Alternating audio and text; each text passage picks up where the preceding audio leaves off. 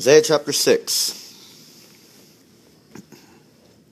In the year that King Uzziah died, I saw the Lord sitting upon a throne, high and lifted up, and the train of his robe filled the temple. Above him stood the seraphim. Each had 6 wings. With 2 he covered his face, and with 2 he covered his feet, and with 2 he flew. And one called to another and said, Holy, holy, holy is the Lord of hosts. The whole earth is full of his glory. And the foundations of the threshold shook at the voice of him who called, and the house was filled with smoke. And I said, Woe is me, for I am lost, for I am a man of unclean lips, and I dwell in the midst of a people of unclean lips, for my eyes have seen the King, the Lord of hosts. Then one of the seraphim flew to me, having in his hand a burning coal that he had taken with tongs from the altar. And he touched my mouth and said, Behold, this has touched your lips, your guilt is taken away, and your sin atoned for. And I heard the voice of the Lord saying, Whom shall I send? And who will go for us? Then I said, Here am I, send me. And he said, Go, and say to this people, Keep on hearing, but do not understand. Keep on seeing, but do not perceive. Make the heart of this people dull, and their ears heavy, and blind their eyes, lest they see with their eyes, and hear with their ears, and understand with their hearts, and turn, and be healed. And then I said, How long, O Lord? And he said, Until cities lie waste without inhabitant, and houses without people, and the land is a desolate waste, and the Lord removes people far away, and the forsaken places are many in the midst of the land.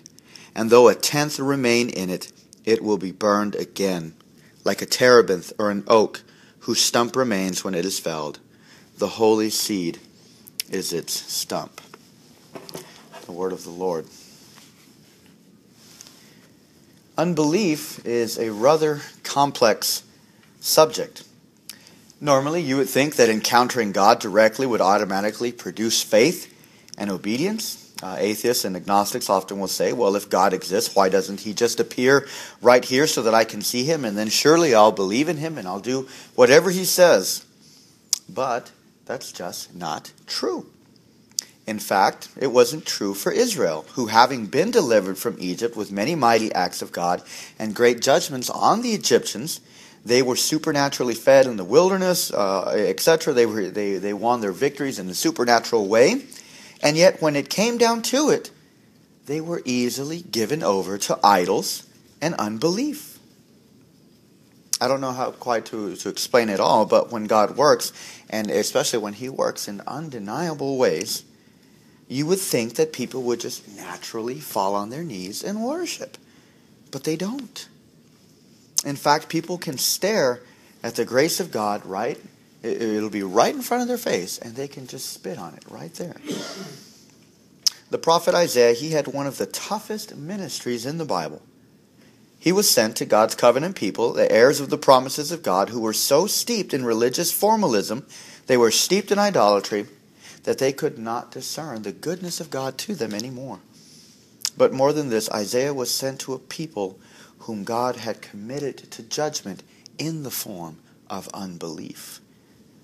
Isaiah 6 reveals the calling of Isaiah through the revelation of the holiness of God to an obstinate and idolatrous people. But it is more than that. Again, Isaiah is the lens through which the whole book of Isaiah can be understood. So as we go through Isaiah, as we go through chapter 6, we'll look at the revelation of the Lord that Isaiah saw first. Then we'll look at Isaiah's own response to that revelation. And finally, we'll look at the task that Isaiah was given in the light of that vision of God. So, let's start off with a little bit of historical context. Okay, Isaiah prophesied during the reigns of Uzziah, Jotham, Ahaz, and Hezekiah of the southern kingdoms of Judah. You see that in Isaiah 1:1. The religious atmosphere in which Isaiah prophesied was not very good at this point in the kingdom. Okay, Isaiah's reign, it was a very long reign. Okay, he reigned for about 52 years. Okay, Uzziah also went by the name of Azariah. You can see that in 2 Kings 15, okay? But his reign overall is described as having done what was right in the eyes of the Lord, but, according to 2 Kings 15:14, the high places were not removed. The high places were not removed. The religious environment, hence, it was full of formal religious practices in the name of the Lord, okay? But there was also blatant idolatry. There was open idolatry everywhere. Listen to these few passages from Isaiah chapter 1, and you get an idea of the religious atmosphere that's going on. Okay, this is Isaiah 1, verses 12 through 15. It says this, sinful nation, a people laden with iniquity, offspring of evildoers, children who deal corruptly. They have forsaken the Lord. They have despised the Holy One of Israel. They are utterly estranged. What to me, that's verse 11 here, I'm sorry. What to me is the multitude of your sacrifices, says the Lord. I have had enough of burnt offerings of rams and the fat of the well-fed beasts. I do not delight in the blood of bulls or lambs or goats. And then 12 to 15. When you come to appear before me, who has required of you this trampling of my courts? Bring no more vain offerings. Incense is an abomination to me. New moon and Sabbath and the calling of convocations. I cannot endure iniquity and solemn assembly. Your new moons and your appointed feasts my soul hates. They have become a burden to me. I am weary of bearing them.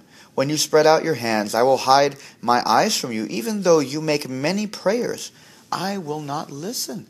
Your hands are full of blood. You can tell from these brief descriptions and these denunciations of their religious practices that they're still participating in the formal worship of Yahweh, of the one true God. Okay, they're bringing the best sacrifices. Okay, we read that they were bringing the well-fed animals. Okay, they're not offering mediocre worship, okay, by any means. Okay, they're putting more than the tithe in the offering plate. They're singing loud. They're probably lifting up their hands. They're crying during worship and all sorts of stuff. But God says it's all a sham. It is all a facade. What does this tell you? But that you can do all the right things in worship.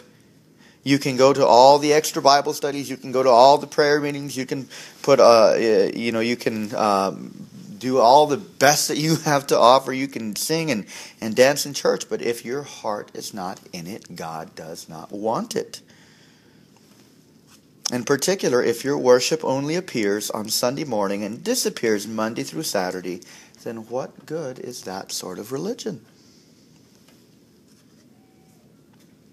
As you follow through the description of the society in Isaiah chapter 1, you see that the city is full of murderers. There's injustice. It says that everyone loves a bribe. We saw this when we went through Micah, the leaders. Remember, Micah's preaching around the time of Isaiah. The leaders are taking bribes. There is no righteousness. Everyone exploits one another. The poor and the defenseless are not protected. They're oppressed. We need to see that there's a real danger in a religion that only seeks to get the spiritual parts right, but neglects the social components of mercy and justice. Nowadays, there's plenty of accusations in your more conservative evangelical camps. Okay, there's plenty of accusations against Christians who help communities with physical needs, accusing them of being liberal or of teaching a social gospel. Okay, but what we see here, we see that God demanded in Isaiah 1 from his covenant and redeemed people a life that is not merely lived inwardly. Okay, that is, God didn't just want a life that had right doctrine, that had right practice, okay, that had the right theory, that had all the right propositions. Okay, he wanted a life that is lived out amongst others. He wanted a faith that makes a difference in every part of our lives and in the lives of others. Commentator J. Alec Mateer, he notes that the charge on the people here is that they have a religious commitment that is devoid of ethical resolve. In a sense, what we have here is kind of what the government wants Christians and religious people to live out their life. You can have your religion, just keep it at church and keep it at home. Don't try to live it out in the public sphere. Separate those two things. So the people here, they have a purely external form of religion. They do church stuff, but their hearts are nowhere near it. They want to earn the blessings. They want to manipulate God to give them the happiness and the satisfaction out of life that they really want. Hence, God and his worship, they're just means to the real end. Their real problem, as we come to see, is their idols. Listen to Isaiah in chapter 1, verses 29 through 31. He says, "For they shall be ashamed of the oaks that you desired, and you shall blush for the gardens that you have chosen. For you shall be like an oak whose leaf withers, and like a garden without water.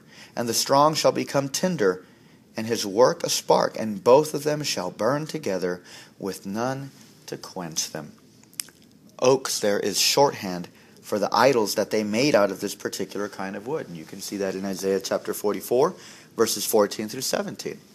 Their problem is not merely religion without a heart, but that their hearts are really worshiping and serving other gods. And boy, are you guys going to hear about idols for the next few weeks. But the country's overrun by idols, and we need to see that. We need to see that. The country is overrun by idols. King Uzziah, he didn't remove the high places. Yes, he was a great military leader. He restored a lot of peace. He brought economic prosperity during his reign. But he didn't take away the high places. Rather, he allowed the formal worship of Yahweh to exist side by side with the worship of other gods. And this is the religious climate that Uzziah was ruling in. This is just part of the historical context for Isaiah 6. He did what was right, but he let everyone else sort of have their own private religion. Things were good for him and for the kingdom militarily. Everything was secure, the borders. But Isaiah, however, he would end up dying as a leper, cursed by God for going into the temple to offer sacrifices for himself. He assumed the duty of a priest. So it's to this people and in this historical context that Isaiah writes in chapter 6, "It was the year that King Uzziah died." Scholars note that this is roughly around 740 BC. Now, the significance of the year and the mention of Uzziah is that for Isaiah, Uzziah represents what the nation had become. Okay, in a sense, one commentator said it this way: he was symbolic of Isaiah's view of the nation, its plight and its problem. Okay, that is, as King Uzziah's pride and presumption was his downfall, so Israel's idolatry and presumption in their adherence to an external religion was going to be their own downfall. We said it before, as the king goes, so goes the kingdom. So Uzziah's problem is really Israel's problem. Their pride, their presumption. And so there's a natural depression, in a sense here, to watch the ruler of your nation fall to a disease, especially when that disease is a curse from God. Isaiah, he's depressed. It was the year that King Uzziah died. If you've ever heard R.C. Sproul teach, it's one of his most famous reads whenever he reads that, whenever he talks about the holiness of God. So Uzziah's died, the king. In a sense, it's a small picture, again, of the state of fallen man and of Israel, as they are all spiritual lepers in their idolatry. But Isaiah's vision goes on and says, "In the year that King Uzziah died, I saw the Lord sitting upon a throne, high and lifted up, and the train of his robe filled the temple. Above him stood the seraphim. Each had 6 wings. With the 2 he covered his face, and with the 2 he covered his feet, and with 2 he flew. And one called to another and said, Holy, holy, holy is the Lord of hosts. The whole earth is full of his glory. And the foundations of the threshold shook at the voice of him who called, and the house was filled with smoke." Now this is interesting because while the king, in a sense, while he's dying away from his throne, okay, God is revealed to be on his throne. He says in verse 5, "For my eyes have seen the king." That is to say, his thoughts of the kingdom, he was depressed because he thought, that's it, the kingdom's over. Uzziah's dead. He was our great king. Who's going to take over now? But now he sees the real king. His thought, the thoughts of the kingdom, they're revived as he sees that the true king is still alive and on his throne. He saw that God is ruling. He saw a sovereign and supreme God whose rule and reign transcends all others as he is high and lifted up. O. Palmer Robertson, he said it this way. He says, at the very beginning of his ministry, the contrast is set between God's rule and man's rule. Even the best of Israel's kings are sinners. They're men with feet of clay. But despite the rise and fall of human kings, the Lord continues uninterruptedly on his throne. And that's what God is trying to show Isaiah here at this point. He said, Isaiah, don't put your hopes in the human king. Put your hope in the true king, who never perishes and who's always on the throne. He saw God filling the temple. The temple, it's a rather complex subject. We'll talk about it when we get to Ezekiel. But suffice it to say that the glory of God was filling all of the creation as the entire cosmos, the entire created order is created to be the temple of God. So in other words, what's going on here in the text, okay? The angel's speech in verse 3 is explaining what Isaiah saw in verse 1. Okay? The highest glory here is going to be the proclamation of the holiness of God. 3 times the angel says it. Holy, holy, holy. Hebrew uses repetition to express superlatives or to indicate totality. Okay? Here, and this is the only time in the entire Bible, okay, at least in Hebrew literature, we'll see it again in Revelation, but this is the only time, it's the only said of God that God is 3 times holy. Okay, and you'll see, let me give you some examples of kind of what I mean by like repetitions. In Hebrew, okay, in the Old Testament, whenever you read that something was overlaid with pure gold, in the Hebrew it actually says gold, gold. Okay, there's no word in the sense for pure, it says gold, gold. Okay, so in a sense it's kind of like saying, well, there's gold, and then there's gold, gold. Okay, that's the good stuff. Okay, the same thing like there's holy, and then there's holy, holy, like the Holy of Holies. Okay, but only of God is it said that he is holy, holy, holy. The holiness of God, what is that? It is the supreme otherness of God. The supreme otherness of God. It is the supreme moral uniqueness of God. It is the supreme moral purity of God that transcends anything that we know. There is nothing in anything in created order that we can compare this to. Nothing at all. It's very it's so incomparable that really it's frightening. It really is frightening. Alec Matier, he notes that the superlative has to be invented just to express it here. The holiness of God is what creates the unapproachability to God. When we in Genesis, when people, I've seen the face of God and lived. Why? Because they believed that God was so holy that to look at his face that you would die. You were worthy of death right then and there because of the impurity that we bear. His holiness is his total and unique moral majesty. Some of us can have a small sense of what this is like, okay, whenever we're in the presence of some sort of greatness, something that we consider great, something that's so great it's threatening to us, okay? Let's put it this way. Let's say you're at work and the new guy or new girl shows up and she's so great or he's so good at his job that it just makes you look horribly bad. Okay, in a sense, that's almost what it's like to be in the presence of holiness. Okay, it's something that's far superior to you in ability, in morality, and everything. That it's that frightening that you feel threatened by it. Magnify that by 1,000,000,000, okay, and by infinity, and that's in a sense what the holiness of God is like. Okay. This is God. This is God being revealed to Isaiah, absolutely morally pure, and he's filling and he transcends all things in his creation. His presence and his rule are inescapable, is what is, in a sense, is the vision that God is giving to Isaiah here. when the train, the robe of his temple, or the train of his robe fills in the entire temple, the entirety of creation, there is no getting away from this king.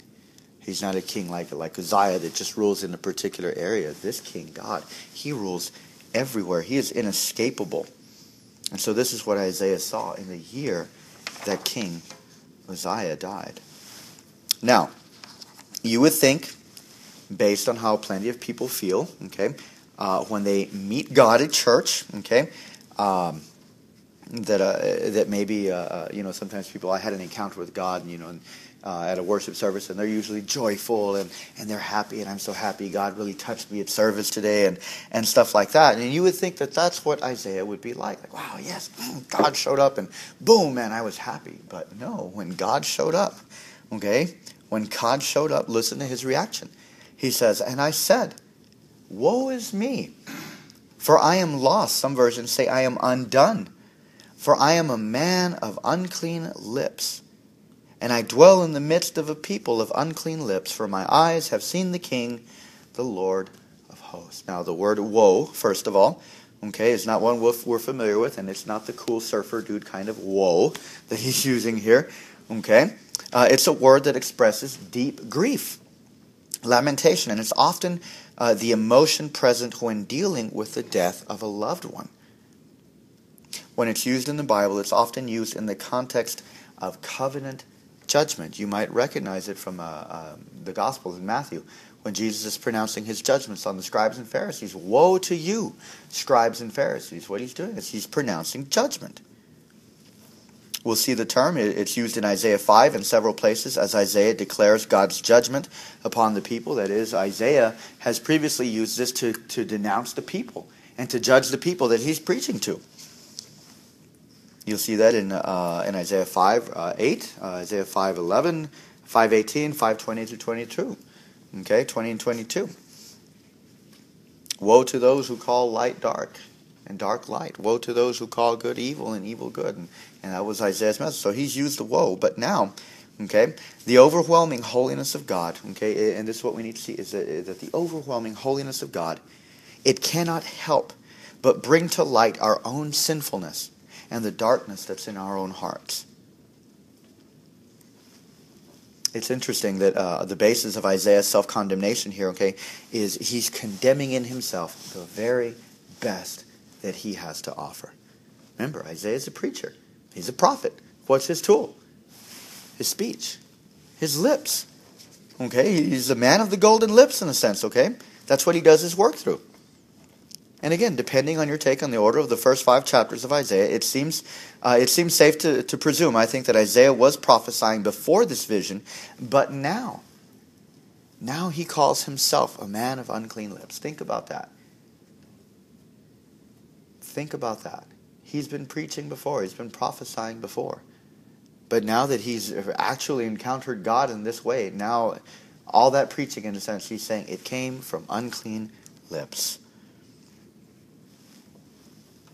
Not only that, but the people that he has just condemned in the first few chapters, in chapter 5 especially, okay, now he identifies himself with them by saying, and I dwell in the midst of a people of unclean lips, for my eyes have seen the King, the Lord of hosts. In other words, now he's willing to say that he can't talk down to these people that he's been condemning. Now he has to realize that he is among the people that he's condemned. He's part of that same group. Now what's going on here? Isaiah, he's coming to realize that his whole life, even as a prophet, he has been building his life on good things, but not on God. He's distraught because King Uzziah has died, and he's worried about the direction of the nation. Will the next king follow Uzziah? Will he be better? Will he be worse? And as the king goes, again, so goes the nation, as the pattern of the book of Kings and Chronicles laid out for us. He has built his life, Isaiah has, on his rhetorical abilities as a preacher and a speaker for God. But now standing before the holy God of Israel, his own lips condemn him. His own lips condemn him. He is excluded from the heavenly choir. He cannot say with the angels, holy, holy, holy, because his lips are unclean. He can't say it without realizing that he is lost, that he is undone, that he is coming apart at the very fiber of his beings before the presence of God. The one thing that he thought he could hold on to, that he could say, I'm safe, I'm a prophet, I'm a preacher, God uses me, it's been taken from him. Been taken from him right out from under his feet. And now he's come to an end of himself. You see, you'll never come to the healing power of the gospel if you don't come to an end of yourself, like Isaiah has here. In fact, as we'll see, you'll never experience deep change and deep repentance in your life until you can come to the point where you say that even your very best is still enough to condemn you before a thrice holy God. Isaiah, he'd later say in Isaiah 64:6, that we have all become like one who is unclean, and that all our righteousness, all our righteous deeds are like polluted garments, are like filthy rags. Too many people want to cling to something created to make them feel right, to make them feel acceptable before God, and even acceptable before others. Isaiah, who had used his own eloquence to pronounce his woes on the people, and he even pled in 2:8 and 9, because of the idols of the people, he pled himself with God. He said, God, do not forgive them. But now he realizes that he is just as much guilty of sin and idolatry as they are. In a sense, for these people, their idols, the idols of the people, it was their worst, possibly, but Isaiah's idol was his very best that he had to offer. And so we ask, what is our best? What is your best? What is it that makes us feel right before God, before others? What is it in our lives that gives us, in a sense, our deepest meaning? What makes the world right for us? What gives us our deepest significance? Sometimes, is it power? When we feel that we have power over others, so, probably politics especially. Okay, people in government or in offices, they can easily be overwhelmed by this. Is it when we attach ourselves to something or to someone, perhaps a spouse, a boyfriend, a girlfriend, or a friend, perhaps a popular person, where we say, if I can just be part of that particular group, then I know that I'm somebody?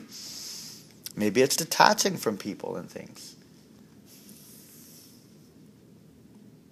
Perhaps we feel most in control and most superior when we don't let anything, quote-unquote, control us, and we shy away from people or committed relationships. Maybe it's our race. That's something that's still alive today. Could be economic status. Could be beauty. Morality. Maybe. But maybe it's our sin. And maybe, just maybe, as it was with Isaiah, maybe it's our religion. You see, Isaiah lived in a time when people used the true religion of the Lord to cover and mask the real idols that they were serving. And that still happens today. I'll be careful, but I think Isaiah himself warns us in saying some of these things. Okay? But sometimes our idol is truth. This is not to say that truth is a bad thing, but truth can be wielded in such a way that it becomes all about being right. Basically, this kind of heart speaks to itself like this. It says, I am okay because of the righteousness of my beliefs. This kind of person is usually very dogmatic. They never adjust or admit error. They can't because their whole identity is built on being right, so that's why they can't admit that they're ever wrong. Men. They're always belittling others, who aren't right, and they tend to be rather disdainful in the name of truth, kind of like Isaiah was. Lord, don't forgive them. Look at his early preaching. They tend to be rather bitter toward those who are wrong. They exclude them. In essence, they are scoffers for truth. If that makes any sense. You remember from Proverbs, the scoffer is the one for whom there is no hope. Okay, you have the wise man, you have the fool, and then you have the scoffer. The scoffer is the one who says, if you want to do anything good for the scoffer, beat him with rods. That might be how you change the scoffer. But the scoffer is the one who's kind of outside, whom there is no hope for. There's no hope offered for the scoffer in Proverbs. These are basically, these are doctrinal Pharisees for all practical purposes. We can put it that way. Listen to Richard Lovelace. He said this. He said, people who are no longer sure that God loves them and accepts them in Jesus, apart from their present spiritual achievements, are subconsciously, radically insecure persons. Their insecurity shows itself in pride, a fierce defensive assertion of their own righteousness, and defensive criticism of others. They come naturally to hate other cultural styles and other races in order to bolster their own security and discharge their suppressed anger. Now, there are also those who use their gifts and their ministry to find the basis of their acceptability before God and superiority over others. Okay, in a sense, this is justification by ministry. Okay, that is to say, this kind of heart, it speaks to itself like this. Surely I am saved because look at all the wonderful things that God has been using me for. Look at all the gifts that He's given me. Surely I am saved. Surely I am right before God. In a sense here, their service to God is the basis for their acceptance. But in the Bible, this is not a sure foundation at all. Matthew 7, 21 through 23, it depicts people serving. Lord, Lord, did we not do many wonderful things? We prophesied in your name. These were gifted people. You look at it. They cast out demons, says they did many wonderful works. Okay, they seem to have a pretty good little ministry, but what's the basis of their condemnation? They rejected because Christ didn't know them. That is not the way to God. Earning it through ministry. And lastly, there are those religious idols that find their acceptance in their morality. Okay, a heart like this says to itself, it says, heart, you've been obedient, you obey the commandments, you live out Christian principles, you pray, you tithe, you don't drink, you don't smoke, you don't chew, you don't do drugs, you don't lie, you don't steal, you don't cheat, you don't go to hillbillies to country dance. You, my friend, are going to heaven. But that's not a basis at all either. That's not a basis. Those things can still be filthy as rags, especially when done for all the wrong reasons. The holiness of God, it cuts all these things right out from under us. In a sense, if we get to a point where we think that we're so holy, that we're so moral, remember, God is not just holy. God is holy, holy, holy. He is most holy. He is the Holy One of Israel. That's a unique title that Isaiah uses roughly 30 times in Isaiah, and it only appears 2 other times in the rest of the entire Bible. Why do you think that? Because of the encounter of the holiness of God that Isaiah had. That was the name that he gave God. In a sense, we come to a point when you see God like that, then you have to ask yourself, do we really think that we're doing God a favor by being right all the time? Do we really consider ourselves, in a sense, to be infallible? We need to have a sense of the sin, or the effects of sin on our thought life. We haven't reached a level of sanctification where we cannot err in our judgments, no matter how mature you end up becoming. We can't think that we're God's gifts, to the world. And, God can't get His work done without me. That's just so not true. God is the king. He's the ruling king. The funny thing with Isaiah is that God actually shows up in the temple, and Isaiah is so humble to the dirt. It's almost like he'd been going to the temple for so long, and, it's kind of funny to say, but, he didn't expect to actually see God in his own house, but he runs into God. He runs into God, and he's humbled to the dirt. All the woes and the covenant curses that he's been throwing around at everybody before this moment, he realizes that they're also his. Now those things, those good things, truth, morality, service, and ministry, all those things are good things, but those things aren't Christianity. Morality is not Christianity. That is not the basis of it. Christianity is not just a new way of living out the 10 Commandments. Christianity is not just moralism. They're good things, but they can be twisted and they can be worshipped as idols. It literally takes a view of God, a view of the true God as high and lifted up to bring us down to reality. And that's what he's given Isaiah. And he's torn him down. He's thrown him to the dirt. But he's revealed himself not to leave him there, but to pick him back up. God doesn't tear us down just to leave us there. He doesn't wound us without healing us. So God's response is exactly what in a sense, what Isaiah needs is also what the nation needs. Look at the response from God. It says, "Then one of the seraphim flew to me, having in his hand a burning coal that he had taken with tongs from the altar. And he touched my mouth, and he said, 'Behold, this has touched your lips. Your guilt is taken away, and your sin atoned for.'" Now, in a very summative, shortened way, that is the gospel. You see, what made Isaiah acceptable before God, who is holy, holy, holy, is none other than the atonement that God himself provides. The significance of the coal being taken where it says, from the altar. Okay, the altar is the place of sacrifice.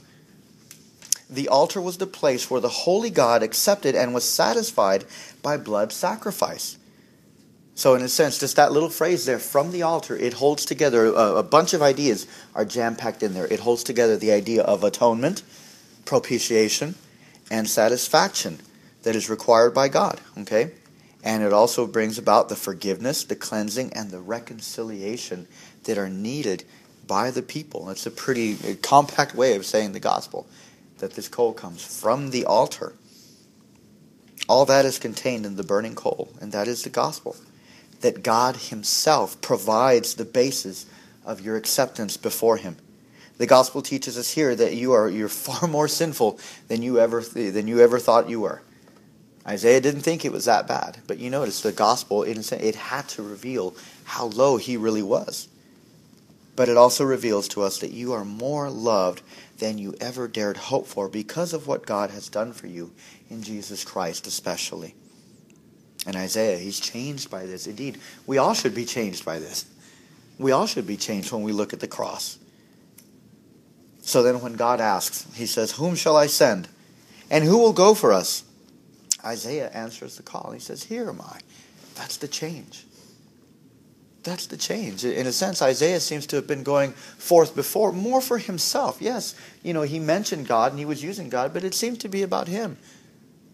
He seemed to want to elevate himself, and he wanted to be the man of the golden lips, and they are the ones of unclean lips. God, don't forgive them. You guys are going to get the covenant woes, but not me. And then Isaiah has to realize, no, I'm part of that.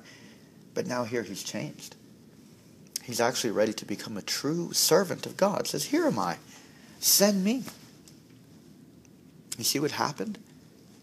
Suddenly, this bigger view of God and Isaiah's smaller view of himself has radically changed his priorities. Suddenly, Isaiah's agenda and his reason for living is not as important as God's agenda. That is what the gospel does. That is conversion. It enables us for service to God. And it plunges us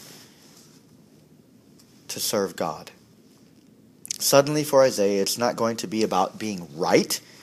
Okay? It's not even going to be about his successful ministry, as we're soon going to see, or about his own moral record. It's going to be about God. So, among the hardest passages to deal with in the entire Bible, okay, and there are books out there that are titled things like Hard Passages in the Bible and stuff like that. This is one of them. Isaiah 6, 9 through 13. This is definitely one of them. When people initially, when people teach on Isaiah 6, they'll get to about verse 8, and they stop there, and everybody gets all excited with mission projects, and yes, we're going to go, and we're going to serve. Whom shall I go? Send me, and let's sing all the songs about being sent out, and all that kind of stuff like that. But Isaiah 6, it reveals a larger problem, not only for Israel, but also for the church today. So let's look at it. It says, listen to the words of the task that God gives to Isaiah. He says this, he says, "Go and say to this people, Keep on hearing, but do not understand. Keep on seeing, but do not perceive. Make the heart of this people dull, and their ears heavy, and blind their eyes, lest they see with their eyes, and hear with their ears, and understand with their hearts, and turn and be healed. You did not mishear that, okay? This is a hard message. It's a message of judgment. It's a message of a judicial hardening. The preaching of the Word of God is going to go forth, but listen to the purpose, not to convert. God is not letting it go forth to convert, but to harden. What we see here is that this is God, as a judge, giving the people over to their sin. It is God giving them up. But why? Why have they fallen under God's judgment? How can we make sense of these words from a thrice holy God? I mean, we think, well, God is love. God's going to accept everybody. And here we see a God who's ready. He's turning people away. And he's using the preaching from one of his own prophets to do it. How can we make sense of this? There's one specific sin that is connected with the descriptive language that is being employed here in Isaiah 6. Okay? Scholar G.K. Beale, he's noted in his book, We Become What We Worship, that this language is called sensory organ malfunctory language. Sensory organ malfunctory language. What are the 5 senses? Seeing, hearing, tasting, smelling, touching. Okay, sensory. Yeah, okay. Sensory organ, okay, so like the eyes, the ears, okay, the nose, the mouth, okay, touch, okay, sensory organ, malfunctory language. Okay, that is, these are parts that are not working. It's like they have ears, but they don't hear. They have eyes, but they're not seeing. They're not working. They have malfunctioned, okay? When the Bible uses this language, it is always describing one specific sin: idolatry. Idolatry. You'll see this. I'll show you in a few places. Okay, the people of Israel, okay, they are and they have been guilty of idolatry for a very long time. In fact, as soon as they came out of Egypt, they were waiting for Moses to come down the mountain. They created for themselves the golden calf to worship. Okay, idolatry has been a problem for the people of God ever since the beginning. Basically, when Adam fell, what did he fall to? When he created his idol of himself. I'm going to be God. When he put himself in the place of God, that was the idol of self. It's been a problem for the people of God since the very beginning when Adam exchanged the truth of God for a lie, and he exalted and worshipped himself as his own God. Now, sin is a rather complex subject in the Bible. I hope we've seen that. Okay? But the Bible prescribes one particular form of judgment upon the sin of idolatry. If you could turn to Psalm 115 in your Bible. Psalm 115, verses 4 through 8. I want you to see this because this language is, you'll see where it carries over, and possibly even where Isaiah got it from. Okay? But if you look in Psalm 115, verses 4 through 8, we read this. Their idols are silver and gold, the work of human hands. They have mouths, but do not speak. Eyes, but do not see. They have ears, but do not hear. Noses, but do not smell. They have hands, but do not feel. Feet, but do not walk. They do not make a sound in their throat. And listen to the judgment. Those who make them become like them. So do all those who trust in them. Okay? Those who make them become like them. That same passage is echoed in Psalm 135, verses 15 through 18, along with the exact same conclusion. Those who make them become like them. Now, let's look at the parallels with Isaiah 6, 9, and 10. Okay? When you look at the parallel, only one conclusion can be drawn here, and that is that the people that Isaiah is being sent to, they are idolaters, and they are being given over to the specific judgment that the psalm is prescribing. They are going to become just like the idols that they've been worshiping. They are going to have eyes they can't see, ears they can't hear. To give another example, that this is the judgment on idolaters in Exodus 32. The description of the people, okay, this is so when Moses is up on the mountain, the people are making the golden calf. Okay, the description of the people and their acts as idolaters are described just like calves. Okay, in Exodus 32:8, it says that they have turned aside. Okay, the language here would be familiar. You know, if you're leading a bunch of calves and steer and stuff like that, and as you're guiding them, all of a sudden, you know, they start to veer off the path that you're taking them. That's the language there. They've turned aside, as cattle are wont to do when they're being led. They became stiff-necked. That's another example of how they became like calves. Okay, a lot of times you get a calf and you have the rope, and when it doesn't want to go anywhere, it sticks out its neck and it just holds it there, and you can't pull it. And you'll be tugging on it, and it'll just stiffen its neck. The people are described like a stiff-necked calf. What were they worshiping? A calf. They had become just like what they were worshiping. It says in Exodus 32:6, it says that the people sat down to eat and drink and rose up to play, which is pretty much all animals do, okay? That is, they sit around, they eat, drink, and they make babies. That's all that was happening at that party. They worshipped the calf. That's all that they did. In Exodus 32:25, it says that they had broken loose, as cattle does out of a gate. Moses even had to stand at the gate of the camp in Exodus 32:26. And he had to ask, who is on the Lord's side, as if to see who of those engaged in idolatry will return to their proper place. In other words, if you're on the Lord's side, get back in the pen. If not, stay out. But you see the imagery. You see the imagery. They had become just like what they had worshipped. And the descriptions, they're not accidental. They're not accidental. They reveal what Scripture teaches to be true.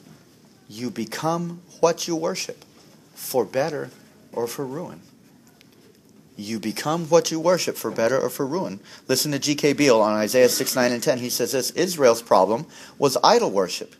And the idea in Isaiah 6, 9 through 10 is this: Isaiah is to tell these idolaters that they have been so unrepentant about their idol worship that God is going to make them as spiritually insensitive, as spiritually inanimate, and lifeless as the idols. God is saying through Isaiah, his prophet, he says, you like idols, Israel? All right, you're going to become just like that idol. And that is the judgment. So imagine Isaiah. Okay, here he is. Okay, he just had an awesome encounter, with the holy God of Israel. He knows the pardon and he knows the grace of this God after seeing his own sin. Perhaps he realizes that seeing the seriousness of one's sin before God is the view of God that all Israel will need in order to be redeemed and to experience God's grace, okay, like him. So he might want that for all of Israel. He doesn't want to be alone. He's like, I got to tell people about this. They need to know. But Isaiah, he's perplexed in a sense, because he's going to preach, and if you read all of Isaiah, he's going to preach one of the clearest messages of grace and mercy and coming judgment, and yet he's going to be misunderstood and rejected. There's nothing mysterious when you read Isaiah. Nothing mysterious at all. You get to the suffering servant, that he will come, he will bear the iniquities of the people. By his stripes the people are healed. He will bear their iniquities, etc. By his death many will be justified. It's very clear. There's no way to misunderstand that. At least we would think not. But from one of the clearest messages of the gospel in the Old Testament, and it's misunderstood. And he's rejected. And he asks, how long, O Lord? How long?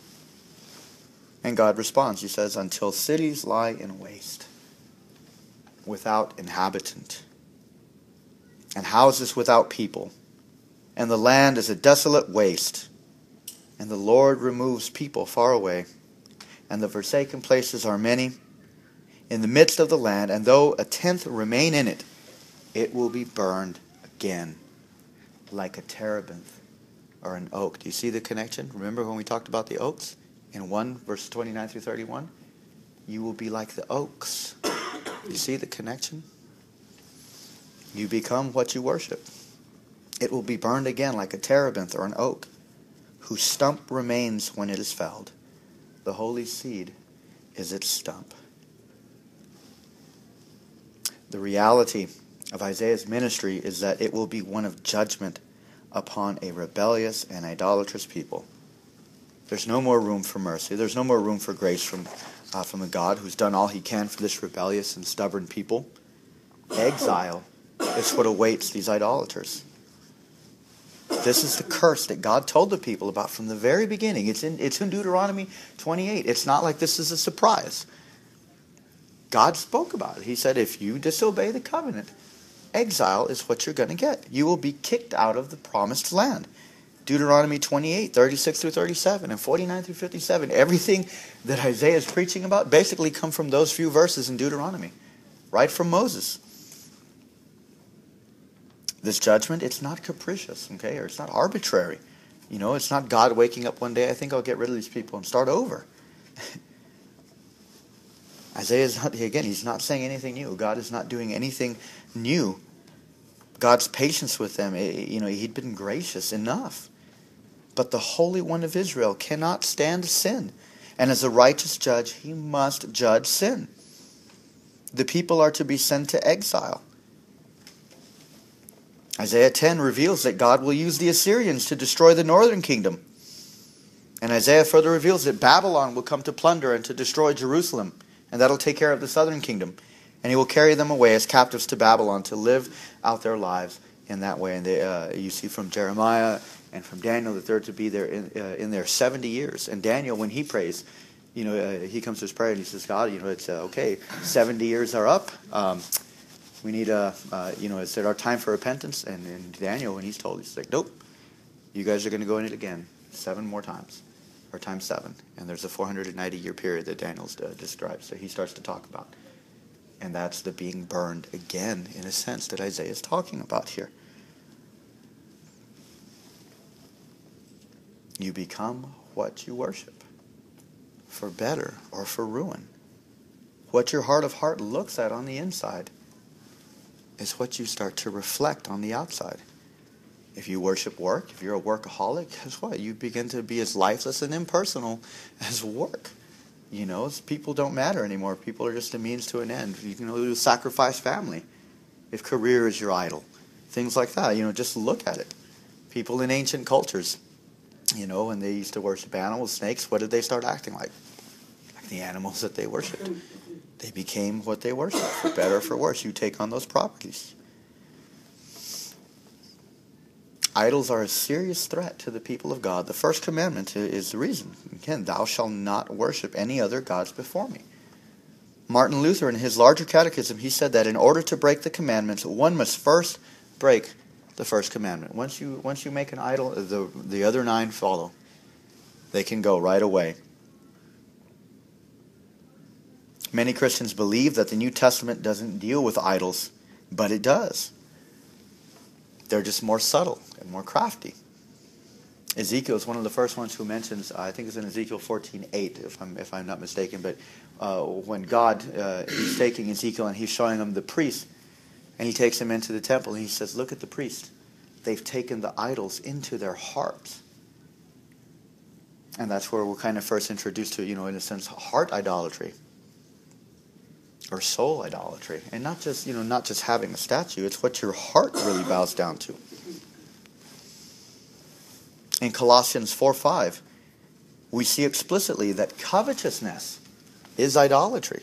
Now, covetousness is not a statue per se, but listen to the New Testament language there. Covetousness is idolatry. In Acts 17, when Paul makes it into Ephesus, he sees that the people are steeped in idols and hence without knowledge of the true God. Okay, and note the sense organ malfunctory language doesn't stop either. Remember Jesus? Remember the parables? He who has an ear, let him hear. What was he saying? The one who hasn't been given over to their idolatry, who hasn't been given over to their idol, let them hear. Let him who has an ear hear.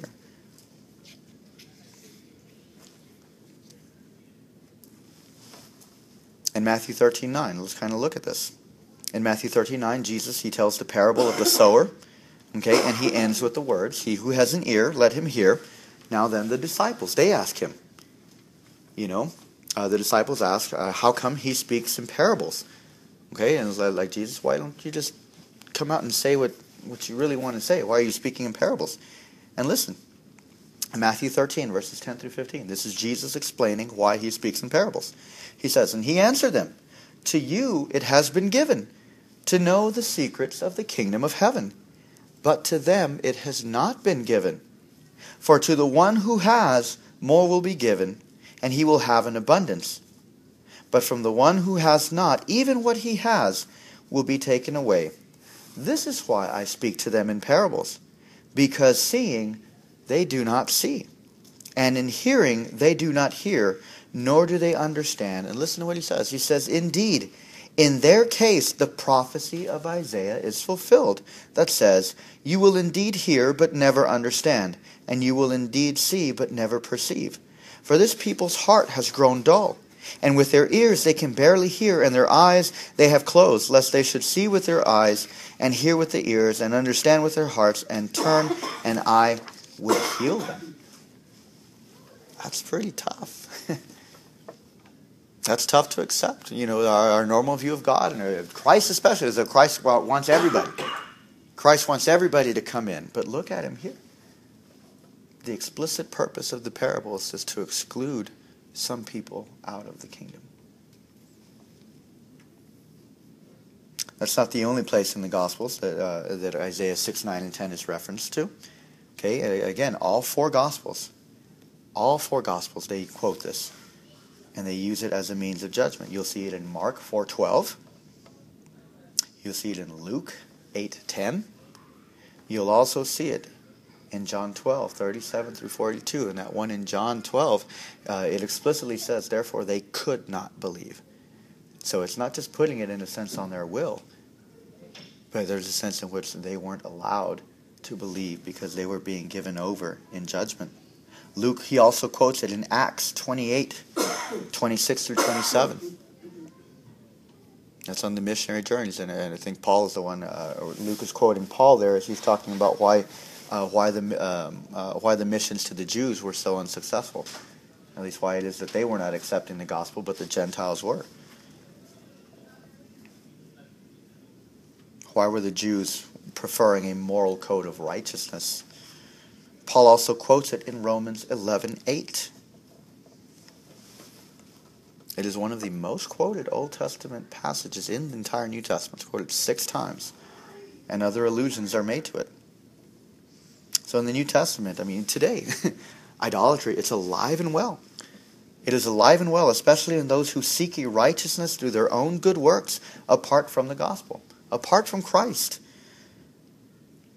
At the end of every letter to the 7 churches in Revelation, at the end of every letter there in Revelation 2 through 3, there's the phrase, "He who has an ear, let him hear what the Spirit says to the churches." Why? What's John saying? Again, listen to G.K. Beale. He says, "The repeated hearing formulas underscore the Spirit's exhortation that the church be loyal to their sovereign Lord despite temptations to compromise by participating in idolatry and despite threats of persecution for those refusing to compromise. And this is a major theme of the letters as a whole, as well as of the entire book.